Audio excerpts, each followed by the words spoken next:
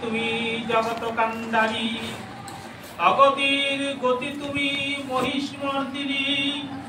মঙ্গল আলয় দেবী মঙ্গলকারিণী, ত্রিগুণ অতীত তুমি জগৎ পালনী। তত্ত্বময়ী অবতারা তোমারে নমামি, প্রণাম প্রণাম দেবী পুনঃ প্রণাম। পুনঃ পুনঃ নতি করো হইও না কোব্রাম। নারীর দুর্গতি যাতে হইবে খণ্ডন, সেই কথা আজ শোনো হয়ে এক মন। শঙ্কর শঙ্করী বসি কৈলাস মাঝারে, নারদ আসিয়াছে তা প্রণময় দোহারে। মৃদু হাস্যে দেবী দেবী কহিলেন তারে, এ অসময়ে মহারিষি কি হেতু এ পুরে।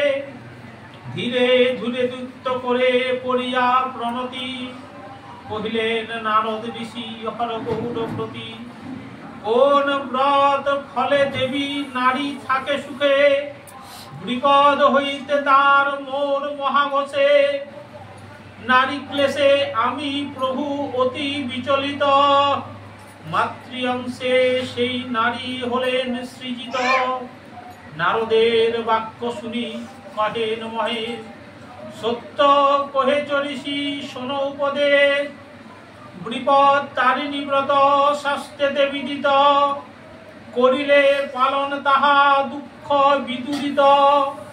শুদ্ধ মনে যে নারী করে এই ব্রত, ত্রয়তি থাকিবে সে আমৃত্যু নিশ্চিত। বিদর্ভ নগরে ছিল এক নরবর, গুণবতী নামে পত্নী অতীব সুন্দর। রূপে মহালক্ষ্মী, গুণে সরস্বতী প্রায়। দীন দুঃখী প্রজাদের সতত সহায়। এমন পবিত্রা নারী পতিব্রতা সতী, বিরূপ হইল তার মনের জগতি।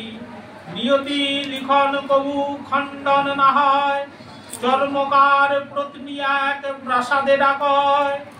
চামারানী সাথে তার মিলন হইল, অগণ দ্রব্য তারে দিতে যে লাগিল। একদিন রানী কহে চামারানী শোনো, গোমাংস কেমনে তাহা দেখাবারে আনো। কর জোরে চামারানী কহে মহারানী, অসম্ভব বাক্য তবে কেমনেতে আনি।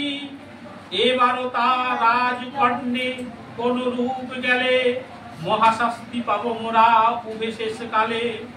গুণবতী দিল তারে কত যে আশ্বাস, একান্ত গোপনে থুবে আনি সেই মাস। আমরা উভয়ে শুভ জানিব কেবল, হবে না প্রকাশ তাহার হৃদে আনবল। রানীর বাক্যতে তবে চামারানী ধায়, অতি সঙ্গোপনে মাংস আনিল তথায়। গোমাংস লইয়া রানী একান্ত গোপনে, গৃহ মাঝে আচ্ছা দিয়া রাখিল যতনে। বৃত্তের নয়ন তাহা নাহি এড়াইল, রাজকন্যে এই কথা তরিত যাইল। রূঢ়বাসে রাজাগণ রানীরে তখন, গৃহে মাঝে কন্দব্য করেছ রক্ষণ। মিথ্যা না কহিবে মোর অনর্থ কারণ, প্রমাণ হইলে তবে নিশ্চিত মরণ। ধর্মে কর্মে তুমি মোর হও অংশীদার, তোমার কদর্যতা অসহ্য হমায়। প্রাণ ভয়ে ভীতা হয়ে মিথ্যা না কহিও, সত্য যা কহে তাহা ক্ষমা ভিক্ষা নিহ। মহারানী শুনে যবে এতক বচন, বলে পূজা দ্রব্যর যত রহে আয়োজন। ফলমূল যাহা লাগে পূজা উপাচার, পরিপূর্ণ রহিয়াছে গৃহেতে আমার। যাহা আছে গৃহে মাঝে দেখাবো তোমায়, পূজার সময়টুকু দাও গো আমায়। এত বলি মহারানী স্তব আনন্দিল, বিপদ নাশিনী মাকে ডাকিতে লাগিল। রাজা বলে ভালো কথা কর সমপন, পূজা অন্তে পুনঃ আসি দিব দর্শন। রানী ডাকে কোথা দেবী বিপদ নাশিনী, এই ঘোর সংকটে মোর রক্ষ নারায়ণী।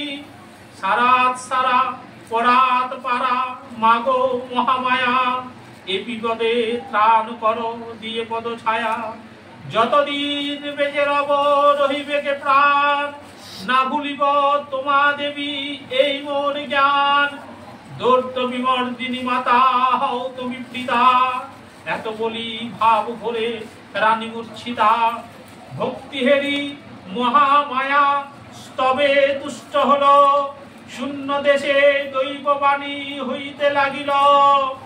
ওগো রানী শোনো বাণী নাহি চিন্তা মনে, অশুদ্ধ মাংস এব ফলাদি অক্ষণে।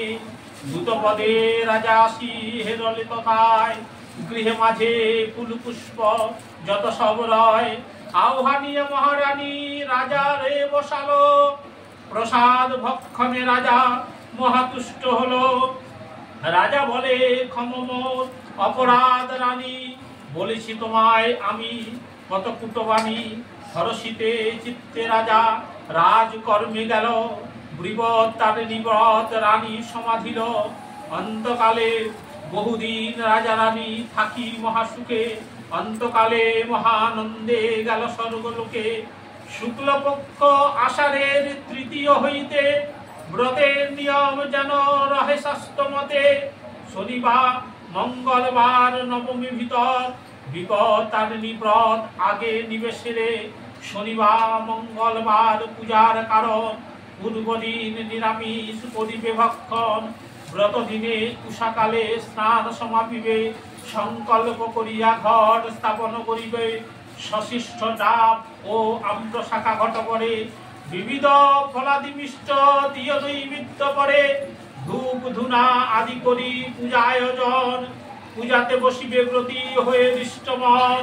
ত্রয়োদশ ফলেতে পূজা সাঙ্গ হইবে, ফেরকিয়া সুতা গীতে হাতেতে বাঁধিবে। রক্তবর্ণ সুতা ইহা নিশ্চয় জানিবে, যথারীতি ব্রাহ্মণের সিধা প্রদানিবে।